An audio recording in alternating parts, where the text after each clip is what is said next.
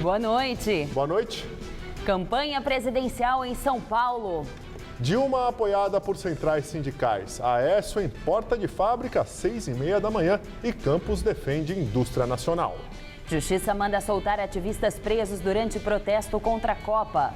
Começa a valer a multa para quem não registra empregados domésticos. Grevistas fecham a entrada da USP e provocam congestionamento na região. Cresce a venda de equipamentos que ajudam a combater desperdício de água.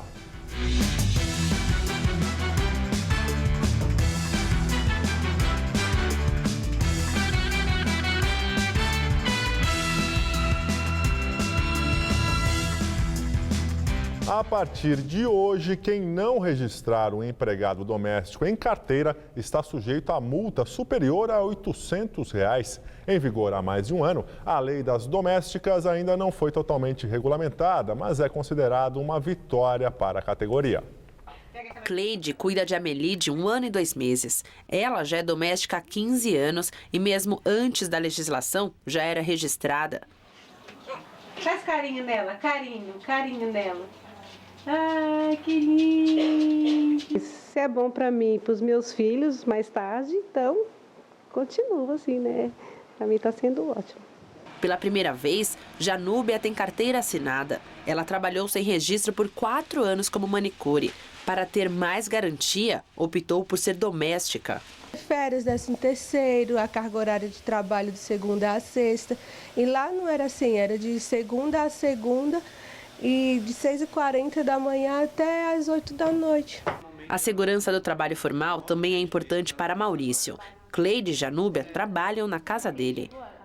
Trata-se de uma segurança para ela e até uma segurança para mim também, que tem tudo comprovado, tudo registrado, então não tem como dar algum problema legal posterior. No Brasil, mais de 6,5 milhões de pessoas trabalham como empregado doméstico, que são todas as pessoas que prestam serviço em residência, incluindo jardineiro, motorista e até caseiro em propriedades rurais. Destes quase 7 milhões de pessoas, apenas 30% tem carteira assinada. A multa para quem não registrar o empregado doméstico é superior a R$ 800 e a fiscalização, segundo o Ministério do Trabalho, ainda é realizada de forma indireta, já que a Constituição Federal define o lar como isolado e não permite que fiscais entrem nas casas. A residência é sagrada, o Ministério do Trabalho não pode entrar.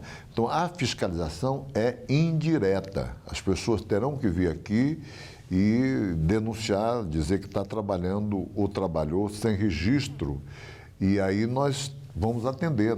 A falta de registro vira caso judicial e o dinheiro das multas não vai para o empregado. Fica retido no Tesouro Nacional e é destinado ao Fundo de Amparo ao Trabalhador, para financiar, por exemplo, os programas do seguro-desemprego e do abono salarial. O nosso objetivo não é multar, o nosso objetivo é corrigir. Então, as pessoas vão ter um tempo para corrigir, mas multar, se não corrigir, nós somos obrigados a multar, nós vamos cumprir a lei, nós vamos multar. Para comprovar o vínculo empregatício, a pessoa pode apresentar, além da carteira de trabalho sem assinar, testemunhas que confirmem o vínculo do empregado com o trabalho e reunir provas como movimentação bancária e até mensagens de texto com o patrão. Não tem motivo para ter vergonha, não. É um direito, né? E é o dever do empregador de fazer registro e pagar as verbas do empregado. Então não tem motivo para ter vergonha, não. Eleições 2014, os 3 principais candidatos ao Palácio do Planalto voltaram a fazer campanha em São Paulo. Aécio Neves, do PSDB, esteve na zona norte da cidade. A agenda de Aécio Neves na capital paulista começou cedo, às 6h30 da manhã. Ele se reuniu com funcionários de uma metalúrgica que chegavam para trabalhar. Na fábrica, que fica no Jaraguá, na zona norte da cidade, são 4.000 operários. O tucano chegou acompanhado do candidato a vice Aloísio Nunes Ferreira e outros aliados que também vão disputar as eleições. O governador Geraldo Alckmin, que concorre à reeleição, o candidato ao Senado José Serra e Paulinho da Força, presidente do Solidariedade, partido aliado do tucano, e que também disputa uma vaga como deputado federal. Nos últimos dias, Aécio Neves vem intensificando a sua agenda no estado, que tem o maior número de eleitores do país. Apesar de São Paulo ser um tradicional reduto tucano, o candidato do PSDB à presidência ainda não conseguiu ultrapassar a petista Dilma Rousseff. Uma pesquisa feita pelo Ibope mostra um empate técnico entre os dois candidatos. Dilma tem 30% das intenções de voto, contra 25% de Aécio. No carro de som, o tucano se apresentou aos operários. Eu tenho um orgulho enorme de poder me apresentar a vocês aqui hoje. Eu sou Aécio Neves, venho lá das Minas Gerais, como disse o Alckmin. Aécio criticou o que chamou de desindustrialização do país e disse que o governo de Dilma Rousseff está à beira de um ataque de nervos. Esse governo fracassou na economia, fracassou na gestão do Estado brasileiro, nos deixando como legado o cemitério de obras abandonadas e inacabadas por toda a parte, e falhou também na melhoria dos indicadores sociais. É um governo que não sabe para que caminho ir. Portanto, está na hora de deixarem na mão de quem sabe, porque o Brasil não merece mais 4 anos desse governo. Antes de deixar a porta da fábrica, Aécio Neves provocou a adversária petista. A presidente da República está no direito legítimo de fazer a sua campanha. Eu estimulo muito que ela vá às ruas, que ela vá não apenas nos eventos organizados e programados, que ela vá olhar no olho das pessoas, que ela possa perceber qual é o sentimento da população brasileira hoje. É de desânimo, é de descrença, essa é uma realidade, isso não é uma armação das oposições. Já o candidato do PSB à presidência, Eduardo Campos, se encontrou com empresários do setor industrial. Durante o evento, ele classificou de teatro a CPI que investiga a Petrobras no Congresso. Na passagem por São Paulo, Eduardo Campos, do PSB, participou de reunião com representantes da Associação Brasileira da Indústria de Máquinas e Equipamentos. Apesar de enfatizar a inexistência de rixas entre ele e os presidenciáveis Dilma Rousseff, do PT, e Aécio Neves, do PSDB, o candidato fez discurso baseado na revitalização da política nacional e se mostrou convicto de mudanças no cenário das pesquisas, que apontam Campos em terceiro lugar nas intenções de voto. E disputar a eleição com 2 minutos de televisão e mostrar a eles que vamos ganhar com 2 minutos de televisão, não porque temos força, é porque tem uma força na sociedade que é maior do que todos os políticos, é maior do que todas as estruturas, que é a força da indignação. O povo não quer mais trocar o vermelho pelo azul, não. O povo quer mudar o jeito de governar. Durante o encontro, Eduardo Campos fez críticas indiretas ao que chamou de discurso pronto do governo atual. O candidato voltou a falar da situação da Petrobras e a promessa de reerguer a empresa e impulsionar o crescimento da indústria no país. Fiquei estarrecido com o que houve na CPI aí da Petrobras, ou seja, montar um teatro, né? Porque quando você vai falar a verdade, não precisa treinar, nem ensaiar a pergunta, você vai lá e fala a verdade. Campos comparou o cenário industrial brasileiro a uma UTI hospitalar e apontou a reforma tributária como prioridade em seu plano de governo. Acompanhado da esposa, do filho caçula e da vice Marina Silva, o candidato visitou a sede da Fundação Abrinq, onde assinou o termo de compromisso Presidente Amigo da Criança, que incentiva o presidente eleito a criar políticas públicas para crianças e adolescentes. Eduardo Campos falou ainda sobre desafios de uma futura gestão federal no estado de São Paulo. Os desafios de São Paulo são os desafios do Brasil. É o Brasil voltar a ter desenvolvimento econômico, ter crescimento. Tem desafios sociais como o da mobilidade, que é seríssimo, da saúde, a segurança pública, questões de infraestrutura como de recursos hídricos, que hoje São Paulo vive esta situação. Candidata à reeleição, o presidente Dilma Rousseff também está em São Paulo. Ela participa agora à noite de um encontro das centrais sindicais na zona norte da cidade. A repórter Sabrina Pires está no ginásio da Portuguesa e tem outras informações. Combativo, guerreiro, marinho, aqui junto com a gente também. Juliana, aqui no ginásio do Canindé, na zona norte de São Paulo, ginásio da Portuguesa, a presidente Dilma Rousseff chegou agora há pouco, com um atraso de 1 hora, e a mesa agora está sendo feita, chamada pelo mestre de cerimônias. Aqui a presença de petistas, ministro, o presidente do PT, Rui Falcão, a presidente Dilma Rousseff, que mescla a sua agenda como presidente da República e como candidata à reeleição para a presidência da República. Ela veio aqui para São Paulo novamente para esse encontro com entidades sindicais, são sindicalistas de várias centrais sindicais que vieram manifestar apoio oficial à candidatura dela, a entidades tanto aliadas quanto oposicionistas ao PT, como o CUT, o GT e Força Sindical. Hoje cedo a presidente participou de uma cerimônia em Brasília e agora cumpre a agenda de campanha. Ela que enfrenta algumas críticas de petistas por causa da campanha, do andamento da campanha. Os petistas reclamam de centralização, burocracia e até falta de material. O presidente do PT, Rui Falcão, garantiu que esse problema será sanado até este fim de semana. Voltamos ao estúdio. Muito obrigado, Sabrina. Manhã de protestos, bloqueios e muito trânsito na região da USP. Funcionários da universidade que estão em greve fecharam a entrada principal do campus e só liberaram o local por volta de meio-dia. O portão principal da USP permaneceu interditado durante pelo menos 5 horas. Os motoristas que vinham pela rua Alvarenga seguiam até a Corifeu de Azevedo Marques para tentar entrar pelo portão 3. Um dos reflexos do protesto é o trânsito aqui na Corifeu. A fila de ônibus é interminável e os passageiros estão descendo dos ônibus para seguir o caminho a pé. Tá tudo parado, senão eu não vou chegar nunca no trabalho, então resolvi descer do ônibus. Quanto tempo a pé? Daqui até lá eu nem sei, eu acho que vai dar uns 40, 50 minutos andando. Não adianta andar a pé, vai andar a pé mais de 2 horas. Não aguenta, não aguenta. Perdeu o dia ou não? Perdi, chegar lá, vou falar pra ela e vou voltar. Orlando mora ao lado do zoológico na Zona Sul.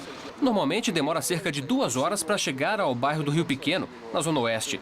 Hoje já se passavam 4 horas de trajeto e ainda faltava muito para chegar.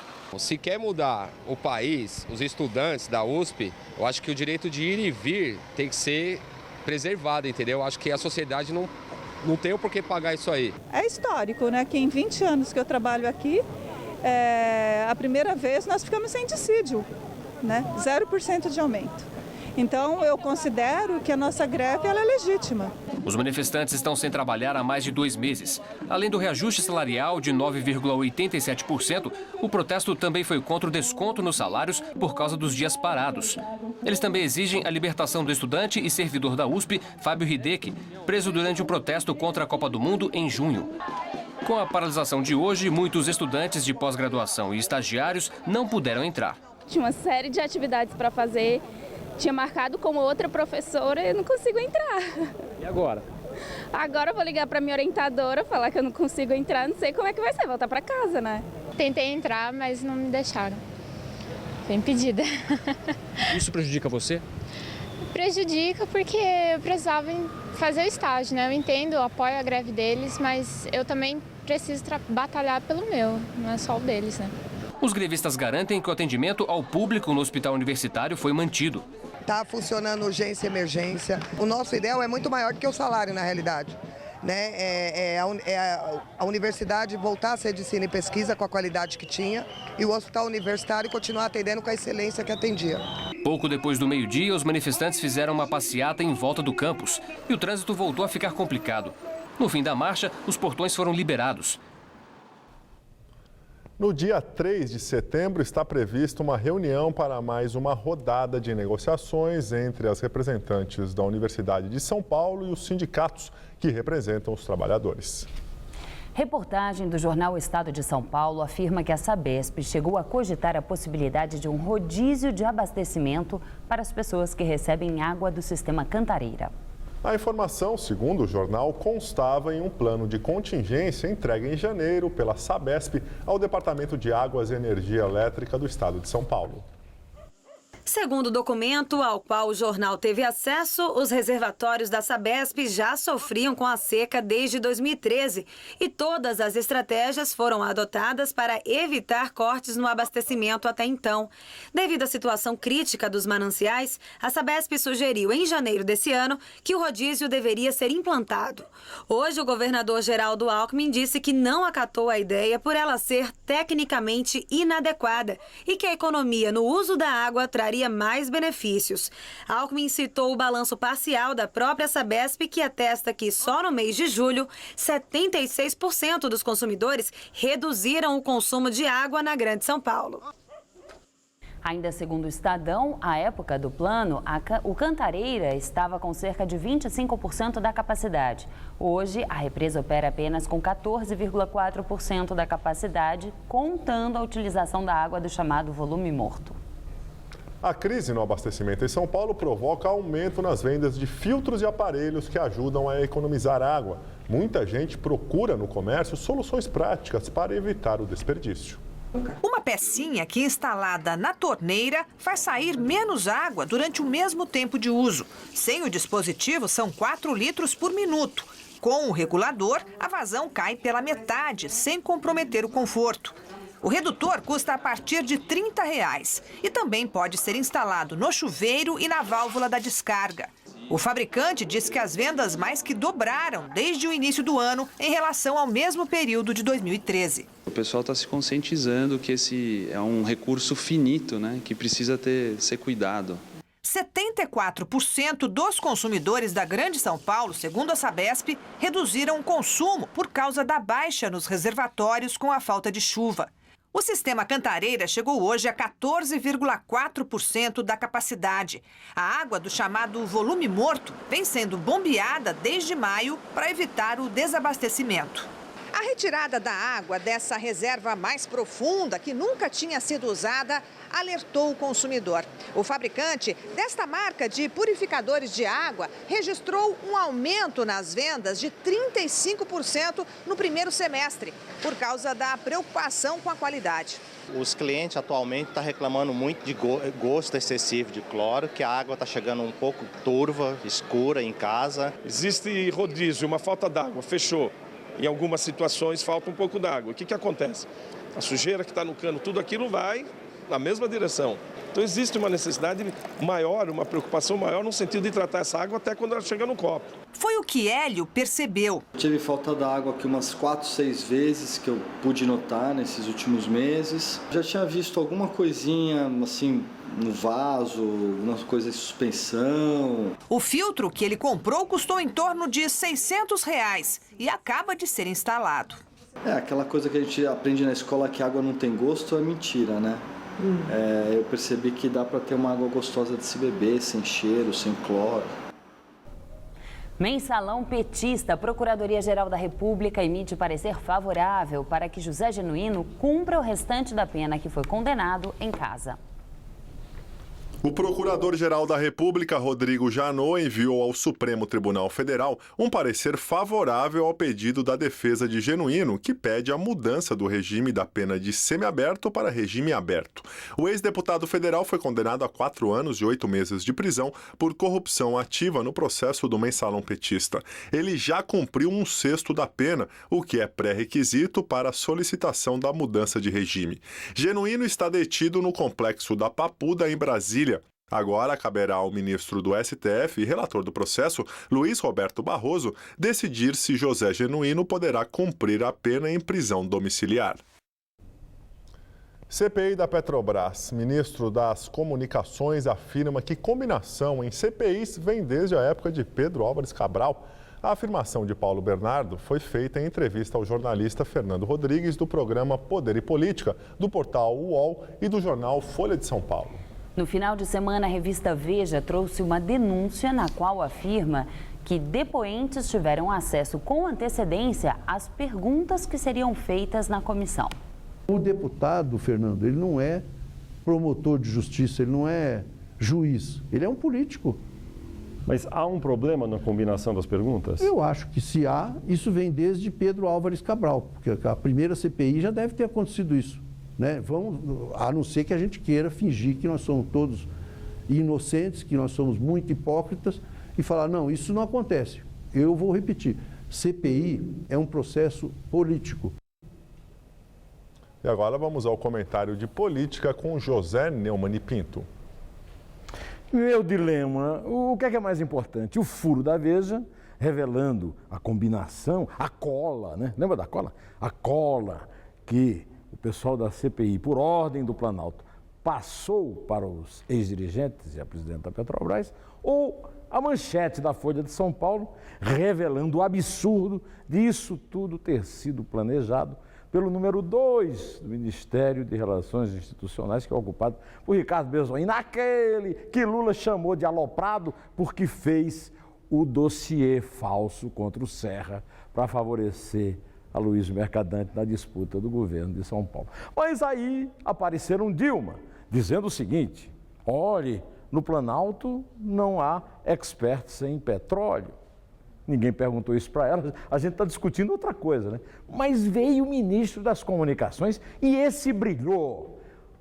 Paulo Bernardo disse que isso acontece desde Pedro Álvares Cabral. Quer dizer, então, que nós somos uns idiotas, vamos votar em deputado para nos representar e eles não vão nos representar, eles vão lá para a Câmara atender às ordens do Poder Executivo. Nós somos uns imbecis, porque nós acompanhamos investigações em que os investigados são informados antes do que lhe vai ser perguntado e também são treinados, são verdadeiros media training para dizer o que é que devem responder.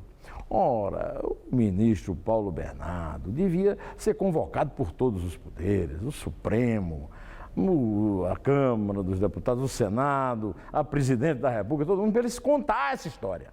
Eu não sabia, eu sou um jornalista razoavelmente bem informado, mas eu não sabia, tá certo que eu não nasci em 1500, mas eu não sabia que essas coisas eram assim, às claras. Mas isso é uma falta de vergonha absoluta. E eu fico aqui assustado. Quer dizer que então, se nós acreditamos na democracia, nas coisas certas, nas pessoas que são investigadas, sendo investigadas, nós somos idiotas ou somos hipócritas, ministro? Explica, por favor. Pois é. Eu fico esperando a explicação e volto direto ao assunto, na terça-feira. Até lá! No Rio de Janeiro, a operação conjunta do Ministério Público e da Polícia Civil para desarticular milícias prende mais de 20 pessoas. Segundo a investigação, o grupo de milicianos lucrava mais de 1 milhão por mês, extorquindo moradores do programa Minha Casa Minha Vida em Campo Grande, na zona oeste do Rio. De acordo com a polícia, os milicianos cobravam pela internet clandestina, extorquiam moradores na compra de cestas básicas e também atuavam como agiotas. Na operação foram apreendidas armas de fogo, munição, diversos documentos, além de veículos de luxo. Com as prisões, a polícia espera desarticular esta, que é considerada a maior milícia do Rio de Janeiro. Justiça manda soltar os manifestantes Fábio Hideki e Rafael Luzvarg, presos em junho durante um protesto contra a Copa do Mundo. Agora, Fábio e Rafael responderão ao processo em liberdade. Eles eram acusados por diversos crimes, entre eles porte de artefato explosivo. Mas um laudo do Instituto de Criminalística mostrou que o material não tinha poder incendiário. O governo chegou a dizer que a prisão não era baseada apenas na apreensão desses materiais e que outras condutas dos acusados foram levadas em conta. Vamos agora às notícias do esporte com Gabriel Cruz e Celso Cardoso. Agora é oficial, o atacante Robinho está de volta ao Santos. Hoje ele foi apresentado e já falou da estreia, não foi isso, Celso? Pois é, Gabriel, se depender dele, a estreia acontece contra o Corinthians, um velho conhecido do jogador, já no próximo domingo. Robinho chega ao Santos emprestado pelo Milan, onde não conseguiu se firmar. Robinho está de volta ao Santos após 4 anos no Milan, da Itália. Esta será a terceira passagem do atacante pelo clube da Vila. E para reapresentá-lo, ninguém melhor que o presidente do clube. Com a palavra, Odílio Rodrigues. O Robinho não necessita de apresentação, o craque Robinho, né? Mas é a alegria que a gente quer partilhar com toda a torcida do Santos, por esse momento de muita felicidade, a gente poder contar com o Robinho novamente no nosso clube. E se depender do camisa 7, é por aqui que ele vai ficar por muito tempo. Você vê em definitivo ou empréstimo de 1 ano? Empréstimo de 1 ano, né? Espero ficar definitivo aí nos 10, mas vamos ver. Não depende só de mim. Foram títulos, dribles e muitos gols. Idolatria que fez com que a paixão do craque pelo clube aumentasse cada vez mais. Eu escolhi o Santos porque minha casa, o contrato também é um contrato muito bom. Eu não vou falar que o contrato não é bom, pelo contrário. E mais lógico, mais porque minha família está bem adaptada, eu estou bem e estou voltando para o lugar onde eu sempre fui feliz.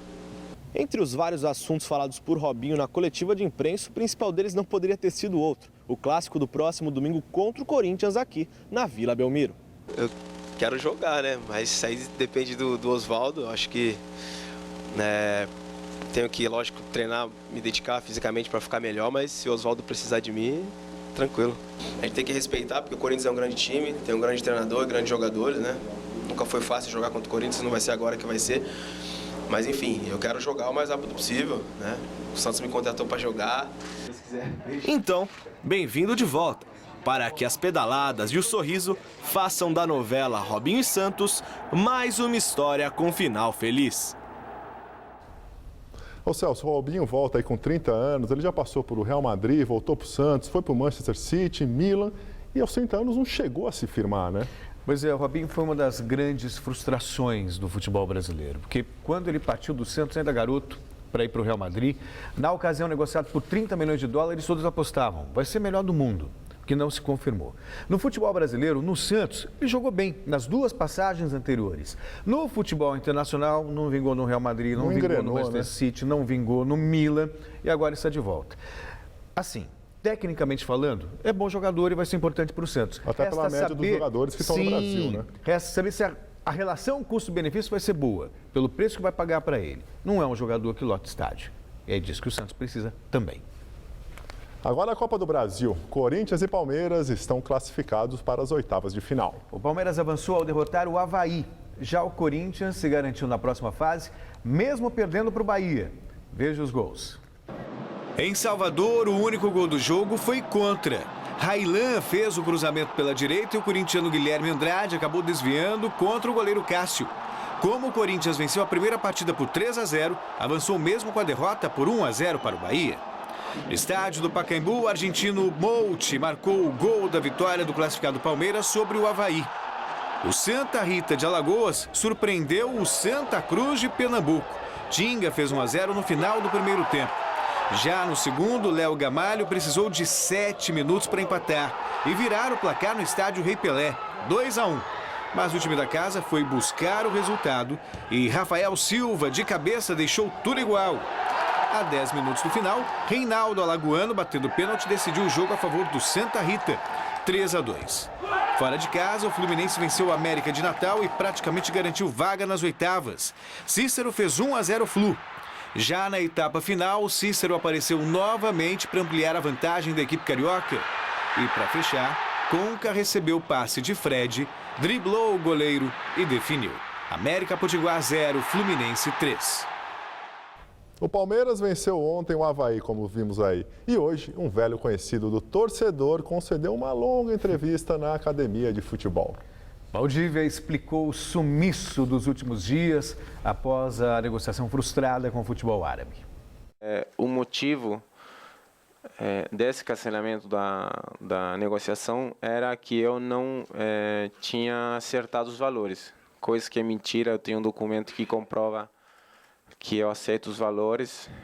Tem a assinatura e o carimbo do clube, do Sheik. Então, eu fiquei muito surpreso na minha volta para o Chile, porque na minha cabeça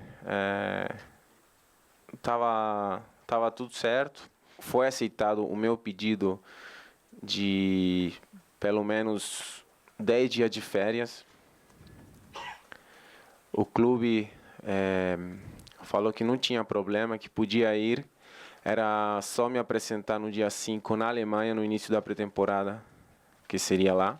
É difícil de acreditar, mas a gente não ficou pensando ou lendo todas as mensagens. ou alguma notícia que foi, né, publicada que o negócio não tinha dado certo. Para mim estava tudo certo. Se a negociação não sair, vai frustrar todo mundo. O Valdívia não quer ficar. O Palmeiras quer que ele vá. Só falta agora alguém fazer uma proposta realmente e levá-lo embora. Vai ser bom para todo mundo. E a bola também rolou ontem pelo Campeonato Brasileiro. Em jogo atrasado da 10ª rodada, por causa da final da Recopa Sul-Americana, o Atlético Mineiro e a Chapecoense empataram em Santa Catarina.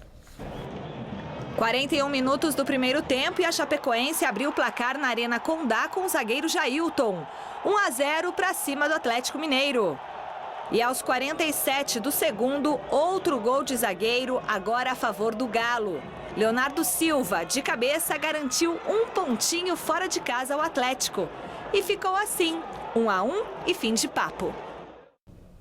Pela Libertadores da América, o São Lourenço conquistou um importante resultado fora de casa na primeira partida da decisão. Jogando no Paraguai, o time do Papa conseguiu um bom empate. A decisão é quarta-feira que vem em Buenos Aires. Vamos aos gols. Por pouco, o São Lourenço não deixa o Paraguai com uma mão na taça da Libertadores. Ontem, em Assunção, o time argentino saiu na frente do Nacional com esse belo gol do atacante Mauro Matos. Conclusão de primeira, sem chance para o goleiro Dom. Só que no último lance da partida, na única finalização do Nacional durante os 90 minutos, Júlio Santa Cruz colocou a bola na rede e garantiu o empate. Final 1-1. Semana que vem, em Buenos Aires, as duas equipes jogam por uma vitória simples para conquistar o título da Libertadores.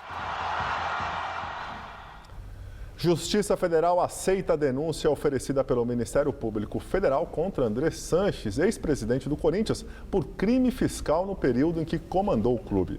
Além de Andrés, são citados Roberto de Andrade, ex-diretor de futebol corintiano, Raul Correa da Silva, diretor financeiro do clube, e André Luiz de Oliveira, ex-diretor administrativo do Corinthians. Segundo o Ministério Público, o valor do débito hoje, incluindo juros e correção monetária, é de R$ 94.300.000. A maior parte se refere a acusações de apropriação indébita de tributos. O clube não teria repassado aos cofres públicos impostos descontados dos pagamentos de funcionários.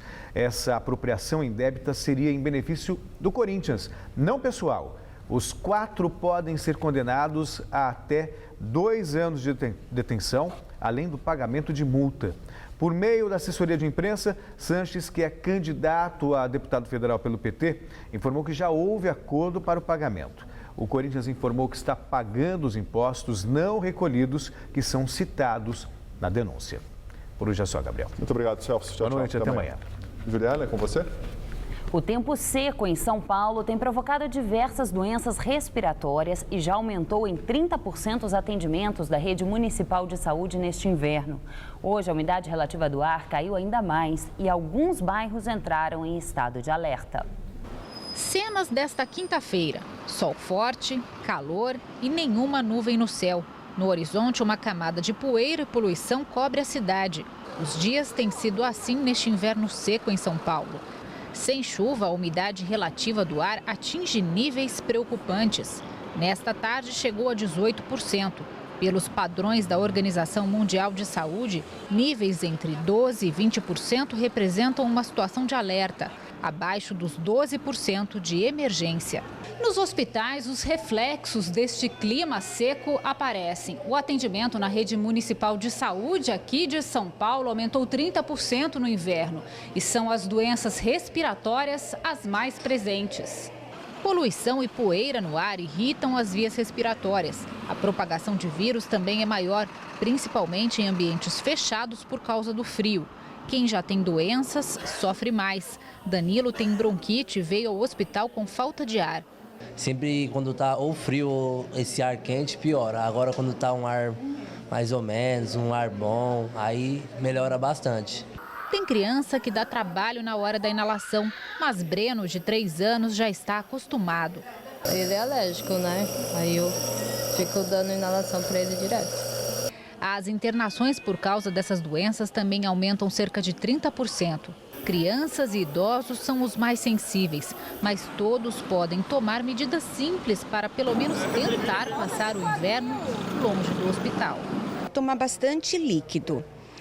Não fazer os idosos, como as crianças pequenas, evitarem de ficar expostos ao sol, de pessoas fazerem exercícios físicos das 10 às 17 horas, tomar um banho rápido, porque também a pele fica ressecada, usar hidratante. Lavar as mãos com frequência para não haver a transmissão dos vírus.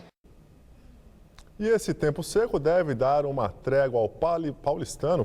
Amanhã é quando chega à região uma frente fria. A última madrugada foi a mais fria do ano até agora. A cidade amanheceu com apenas 9,4 graus, mas em compensação as temperaturas dispararam à tarde e chegaram aos 27 graus. Mariana Armentano traz os detalhes da previsão para o Brasil e o estado de São Paulo.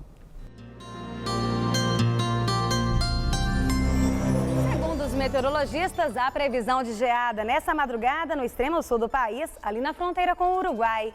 Isso acontece porque uma nova massa de ar frio e seco avança pelo sul do país, derrubando as temperaturas. Nessa madrugada, a mínima será de 9 graus em Porto Alegre e de 11 em Curitiba. Calor mesmo só nas capitais do Nordeste, do Norte e do Centro-Oeste do Brasil. Chega a fazer 34 graus em Cuiabá e 36 em Teresina. Ainda chove de forma moderada entre o sertão baiano e Alagoas e do norte do Maranhão até o estado do Acre. Nessa área em azul claro, entre o sul e o sudeste do Brasil, muita nebulosidade e chuva leve, principalmente entre o leste do Paraná, pegando a costa paulista e o Rio de Janeiro. Aqui em São Paulo, o avanço de uma frente fria pelo mar favorece a formação de muitas nuvens ao longo do dia no sul e no leste do estado. A umidade relativa do ar aumenta, mas há previsão apenas de garoa e chuviscos no fim do dia. Nas demais áreas, o dia segue ensolarado e com tempo firme, ainda com baixa umidade do ar e bastante calor. A máxima chega aos 32 graus em Araçatuba e aos 33 em Votuporanga. No centro-norte do estado, 30 graus em Ribeirão Preto e também em Barretos e 31 em São José do Rio Preto. Já aqui na faixa leste, situação totalmente diferente. O céu encoberto vai manter as temperaturas mais baixas, na casa dos 22 graus em Caraguatatuba e também em Santos. Aqui na capital, nesta sexta-feira, mínima de 13, termômetros na casa dos 21 à tarde. No sábado, a máxima cai para os 20 graus, mas no domingo volta a esquentar, 25 graus com tempo firme e ensolarado.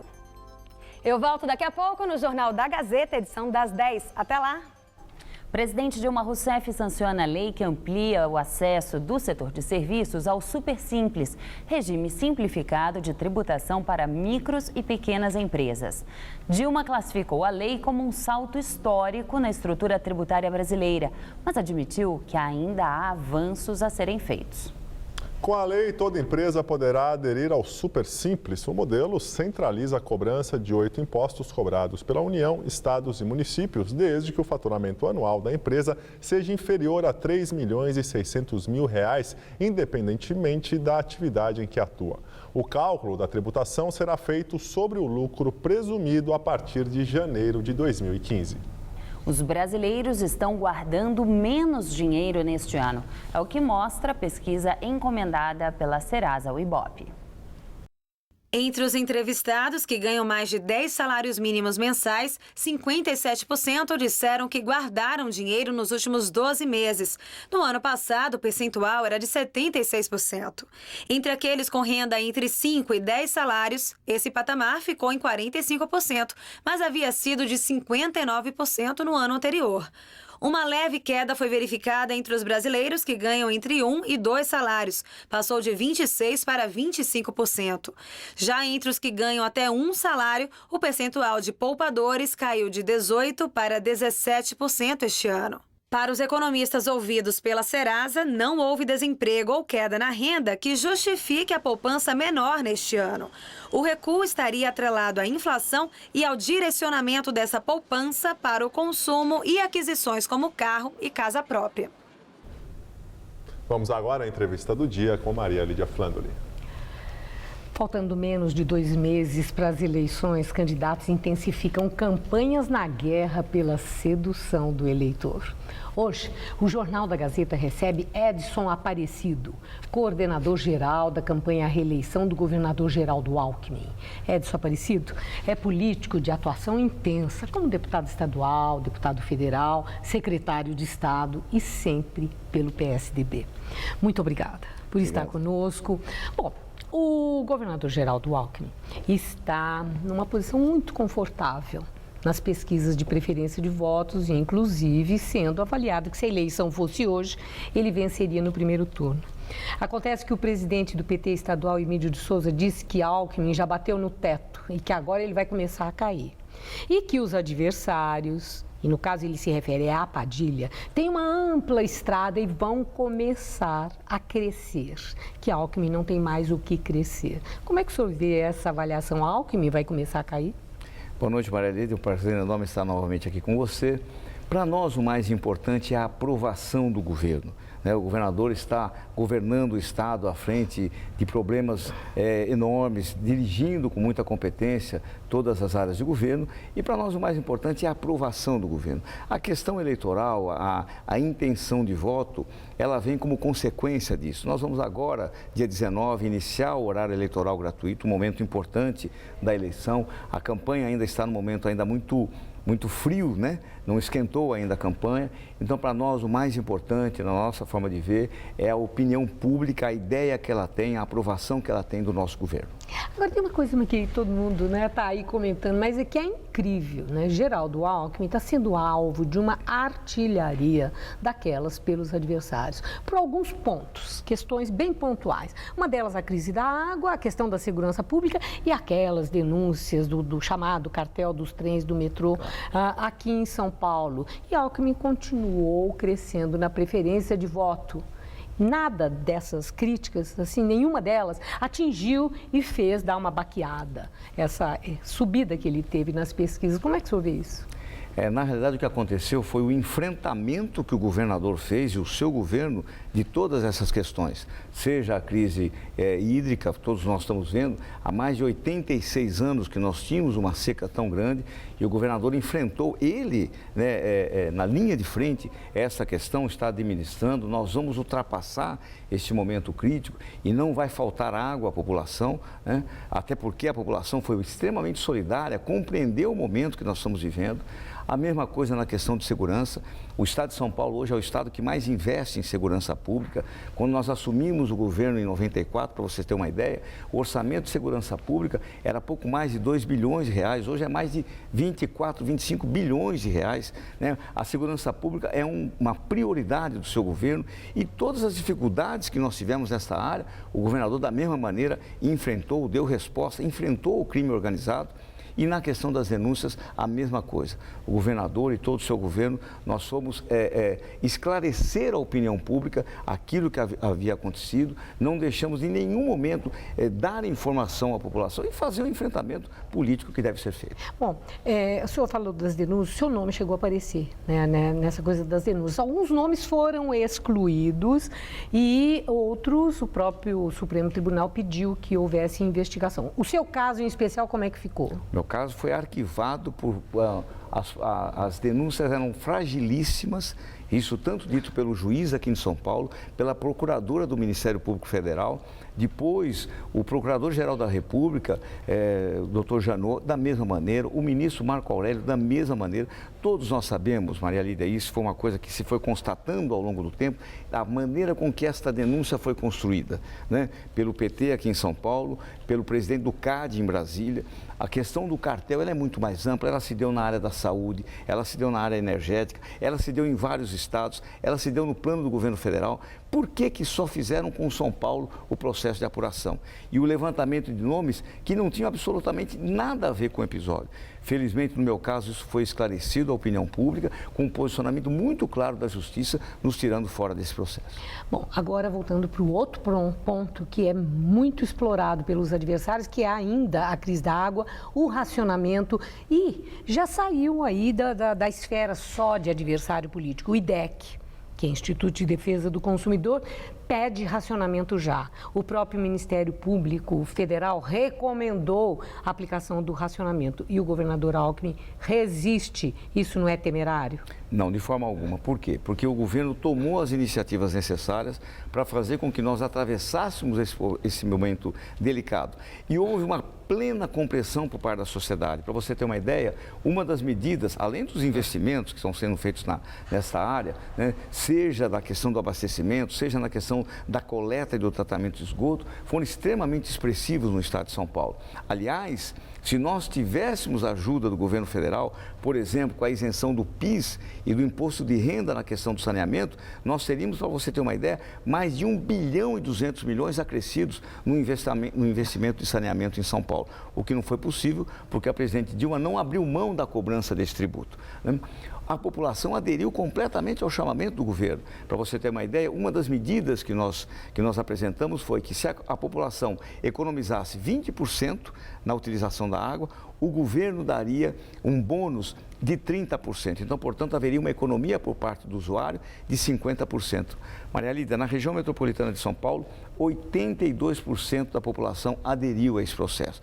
Então, há uma compreensão da sociedade que esse problema é muito mais amplo, né? Aliás, não aconteceu só em São Paulo, aconteceu na Austrália, aconteceu no oeste dos Estados Unidos. É um problema muito mais amplo e que eu acho que o governador e o governo de São Paulo enfrentaram de maneira muito transparente com a sociedade. A minha última questão é sobre o tom de campanha. Parece que o tom já começou a se elevar. Outro dia Padilha falou para o Alckmin deixar a arrogância de lado. O Alckmin respondeu que ele não tem que subestimar a inteligência das pessoas. O próprio presidente Lula mandou recado para o Alckmin, que não sabe quantos banhos ele toma por dia, mas que na periferia as pessoas não têm água nem para lavar louça, e etc. Que é bom alguém contar para ele que está faltando água. Alckmin não respondeu direto a Lula, mas respondeu dizendo que o que a população de São Paulo espera na campanha é educação e que os líderes deem exemplo. Nós vamos ter isso, essa troca de farpas, esse bate-boca na campanha? Acha que vai ser esse o tom? Da nossa parte, Maria Lídia, em hipótese nenhuma, nós vamos respeitar o cidadão, vamos respeitar o eleitor, vamos prestar conta do que o nosso governo fez ao longo de todo esse período, mas, sobretudo, apresentar à população as propostas e aquilo que, na nossa forma de ver, são fundamentais para mudar e melhorar a qualidade de vida da população. Nós não vamos entrar nesse bate-boca, né? Acho que, por exemplo, o presidente Lula poderia dar uma enorme contribuição a este debate se exatamente elevasse o patamar, elevasse o nível do debate, que infelizmente ele não tem feito. Agradeço muito sua entrevista. Uma boa noite. Obrigado. Juliana. Violência no Iraque. 5 carros-bomba explodem em Bagdá. Pelo menos 51 pessoas morreram nos atentados. Os carros-bomba explodiram perto de mercados lotados e mesquitas. Os atentados ocorreram praticamente ao mesmo tempo. Os ataques ocorrem em meio ao avanço de militantes do Estado Islâmico pelo norte do país. Hoje, o Papa Francisco apelou aos líderes mundiais para que ajudem a acabar com a crise no Iraque. Forças americanas teriam bombardeado pelo menos 2 alvos no norte do Iraque. A informação divulgada agora há pouco pelo jornal The New York Times cita como fonte a televisão curda. Os alvos seriam combatentes islâmicos do grupo ISIS que tomaram 2 cidades na região. O presidente americano Barack Obama pode ordenar que aviões despejem remédios e alimentos para aliviar a crise humanitária entre as minorias religiosas do Iraque. Cerca de 40 mil pessoas estão presas em montanhas sob a ameaça dos militantes islâmicos. E agora vamos ao comentário de política internacional com João Batista Natali. Vamos falar do Iraque. A situação é dramática para a minoria cristã daquele país. 4 cidades em que essa minoria surgiu há 1.600 anos caíram hoje de manhã nas mãos dos radicais sunitas. Os cristãos desarmados estão fugindo a pé, carregando o que podem. O Iraque tem 400 mil cristãos. É possível que 20% estejam agora ao relento, a caminho do Kurdistão. O Kurdistão é a terra dos curdos, que são muçulmanos mais tolerantes. A perseguição aos cristãos, essa de agora, faz parte da expansão militar dos radicais sunitas. sunitas, que anunciaram a criação de um califado. É o chamado Estado Islâmico, que junta um pedaço da Síria e um pedaço do Iraque. Esses malucos escolheram como capital a cidade de Mossul. Pertinho dela fica Karagoche, com 50 mil habitantes, quase todos cristãos. Hoje de manhã as igrejas foram invadidas, crucifixos foram destruídos e o que é pior de tudo, os canalhas queimaram 15 mil manuscritos muito antigos, de um valor histórico incalculável. Esses cristãos iraquianos são caldeus, um ramo muito antigo do cristianismo confinado na velha Mesopotâmia. O Papa Francisco lançou um apelo dramático em favor dos seus irmãos. A França convocou uma reunião extraordinária do Conselho de Segurança da ONU, que já foi marcada para hoje à noite. Os Estados Unidos foram surpreendidos e prometeram lançar de helicóptero água potável e alimentos para os cristãos em fuga. Mas os americanos são indiretamente responsáveis pela tragédia. Eles invadiram o Iraque em 2003 e estimularam um modelo de governo em que a maioria xiita passou a oprimir a minoria sunita. É dessa minoria que surgiram os radicais, que também persegue os muçulmanos xiitas e os yazidis, que é um grupo religioso anterior ao próprio islamismo. A outra responsabilidade americana está no envolvimento na guerra civil da Síria contra a ditadura de Bashar al-Assad. O ditador é combatido por rebeldes sunitas, que se fortaleceram e deram origem a esse exército de psicopatas. É assim que o mundo gira. Boa noite.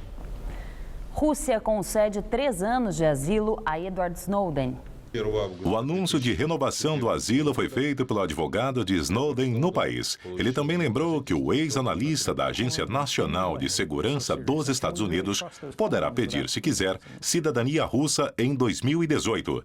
Edward Snowden está na Rússia desde o ano passado, quando fugiu após divulgar documentos secretos sobre programas de espionagem do governo americano. Missionário espanhol infectado pelo vírus Ebola volta a Madrid para tratamento. Ele foi contaminado na Libéria. Miguel Parrares chegou ao país a bordo de um avião militar. Na aeronave também estava a missionária Juliana Borri, que prestava atendimento a Parrares. Eles foram levados para um hospital especializado em doenças tropicais, que foi preparado para receber os 2 pacientes em ambientes isolados.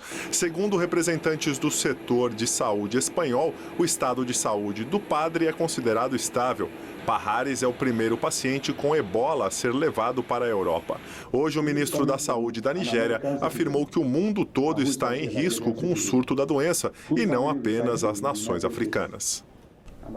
Conflito no Oriente Médio. Mediadores correm contra o relógio no Egito para negociar cessar-fogo duradouro entre Israel e o Hamas. O prazo de 72 horas de trégua humanitária termina amanhã de manhã. Israel mantém suas tropas na fronteira e diz estar pronto para estender o cessar-fogo sob os termos atuais. Os palestinos, incluindo o Hamas, a Jihad Islâmica e a OLP, exigem a interrupção do bloqueio do Egito e de Israel à faixa de Gaza.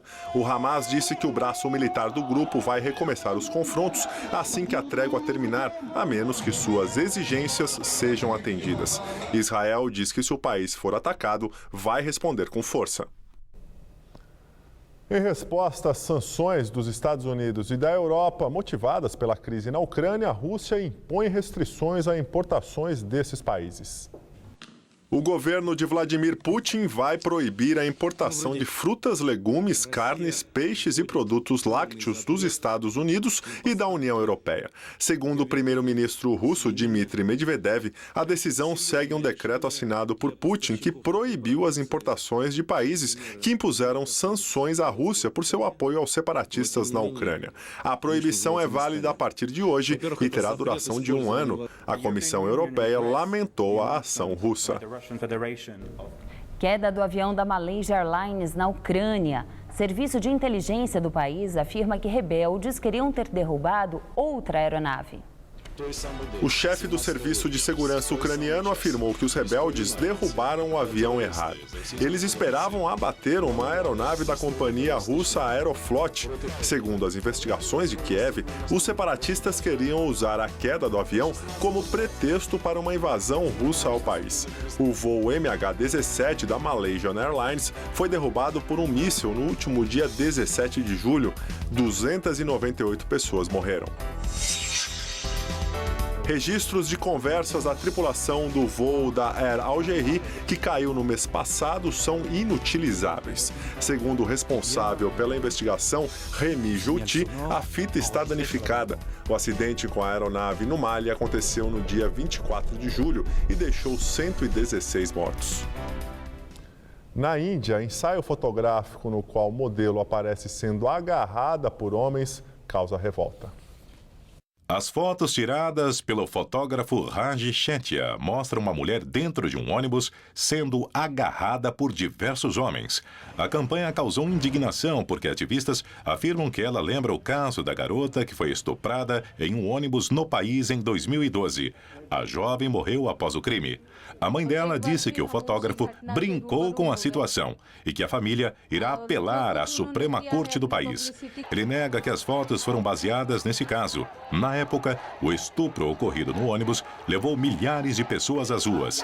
Elas protestavam contra o fracasso das autoridades em garantir a segurança das mulheres na Índia. O Jornal da Gazeta termina aqui. A edição de hoje pode ser vista daqui a pouco no site youtube.com/Jornal da Gazeta. Eu te espero daqui a pouco no Jornal da Gazeta, edição das 10. Eu volto amanhã às 19 horas. Uma boa noite e até lá.